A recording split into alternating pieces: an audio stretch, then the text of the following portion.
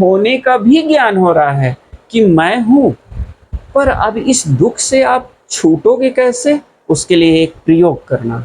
जब भी आपको बुखार आए, सर्दी हो, पेट दर्द हो, कोई ऑपरेशन हुआ है या सर दर्द ही हो, उस वक़्त अगर आपको ये बात ख़्याल आ जाए, तो आप ध्यान देना।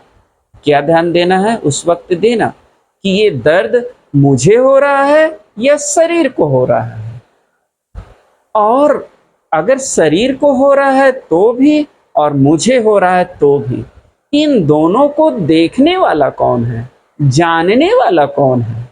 अगर आप इस भाव में भर जाते हो, इस ज्ञान से आप अपने हृदय को भर लेते हो, इस संतुष्टि से अपने हृदय को भर लेते हो, तो आप तत्क्षण पाओगे कि आपका दर्द अपने आप कम हो जाएगा। दर्द तो होगा, लेकिन वो तड़प नहीं होगी।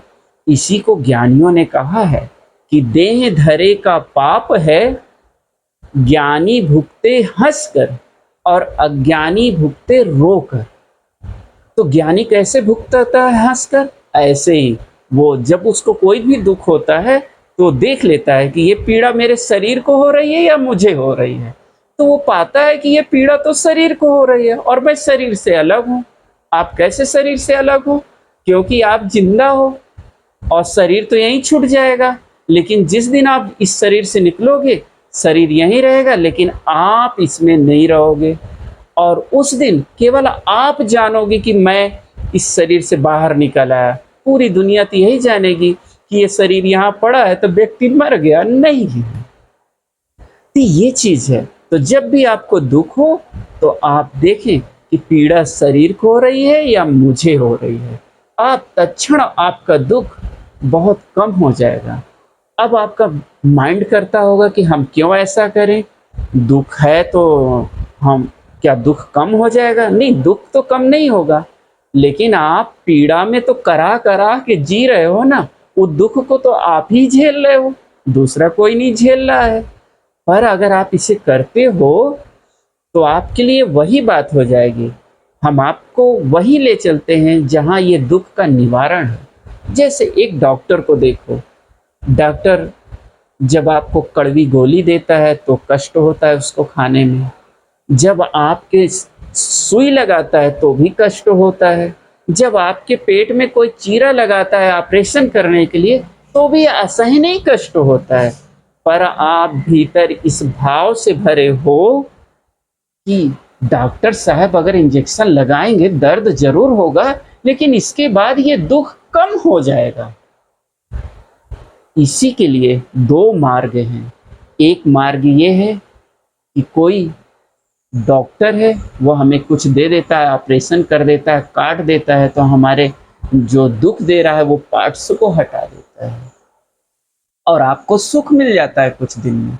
ऐसे ही आपके भीतर ये श्वास रूपी जो ज्ञान है, श्वास रूपी जो प्राण है, अगर उसका ज्ञान हो जाए कि दुख तो इस शरीर को होता है और मैं शरीर से अलग हूँ, क्योंकि आप प्राण हो, केवल आप जीवन हो। उस दिन आपका दुख दुनिया के नज़र में तो बहुत होगा, लेकिन आपके लिए कम हो जाएगा। आप में धैर्य, प्रेम आएगा, क्योंकि जो आपका प्राण है ना, वो शरीर से अलग है। वो इस शरीर का स्वामी है, ना कि ये शरीर प्राण का स्वामी है। अब मैंने ये कहा था कि दुख भी आएगा तो कुछ बच जाएगा आपके शरीर में, और जब सुख आएगा तो भी बच जाएगा। कैसे बच जाएगा? आप बहुत अच्छा घर बनवा लो, बहुत ढेर सारी जमीन खरीद लो, लेकिन आपको लगेगा कि इतनी जमीन और मिल जाती तो ये और बढ़िया हो जाता। देखो, सुख बच गया ना आधा।